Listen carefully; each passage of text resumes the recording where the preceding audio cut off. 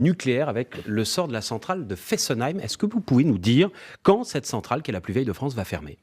Elle fermera au moment où l'EPR de Flamanville sera mis en fonction, puisque dans la loi, il existe un plafond en gigawatts d'électricité issue du nucléaire. Ce plafond, il ne peut pas être dépassé. Il est à 63,2 gigawatts. Alors, je vais vous poser la question différemment. Est-ce qu'on sait quand le PR de Flamanville parce va... qu'il faut expliquer, parce que le nucléaire, parfois, on fait quelques raccourcis et c'est pas évident de comprendre. Ça veut dire que pourquoi on connecte Fessenheim à Flamanville? Parce qu'une fois de plus, c'est 1300 mégawatts, la puissance, 1600 mégawatts, pardonnez-moi, la puissance de l'EPR de Flamanville.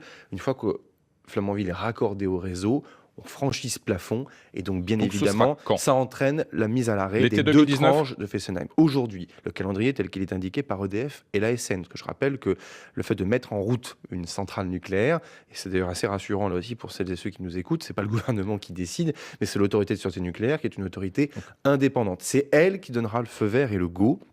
Aujourd'hui, il y a des retards importants sur cette EPR. Ça n'avait échappé à personne. Je crois que ça n'a échappé à personne. Donc l'été 2019, non, c'était écarté, c'est trop tôt. Je crois qu'on est plutôt sur la fin de l'année 2019, dans le calendrier tel qu'il est indiqué par EDF et par l'autorité de sûreté nucléaire. Si l'EPR ne démarre jamais, il n'y aura jamais de fermeture de Fessenheim. Écoutez, à 11 milliards d'euros, j'espère que l'EPR démarrera un jour. Donc je pense qu'il démarrera tout de même. Il ne faut pas non plus qu'on se fasse peur inutilement ou qu'on raconte n'importe quoi.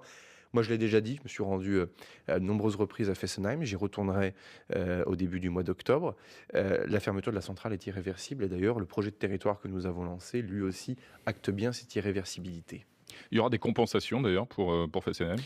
Oui, l'idée, c'est d'être exemplaire. C'est ce que le président de la République m'a demandé sur ce dossier. Alors, il y a plusieurs moyens d'être exemplaire. C'est en dessinant un projet économique pour l'après-centrale. Pas tout seul, d'ailleurs, parce que c'est aussi la responsabilité des collectivités territoriales. Je mets un peu les pieds dans le plat, mais je me suis un peu agacé récemment, parce que, vous savez, la centrale de Fessenheim, c'est 2 réacteurs nucléaires en plein milieu de champs. Il n'y a rien autour.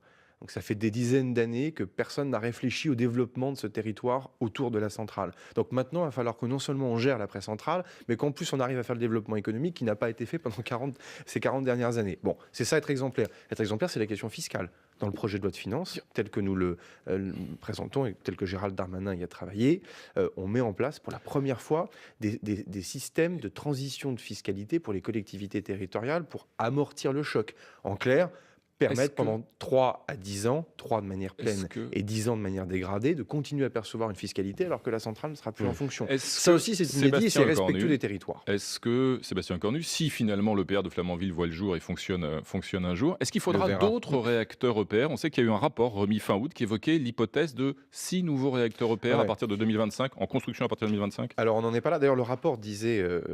oui ou non? Il en faudra ou pas? Non, mais juste pour préciser pourquoi le rapport dit ça, parce qu'une fois de plus, pour nos éditeurs, il faut comprendre.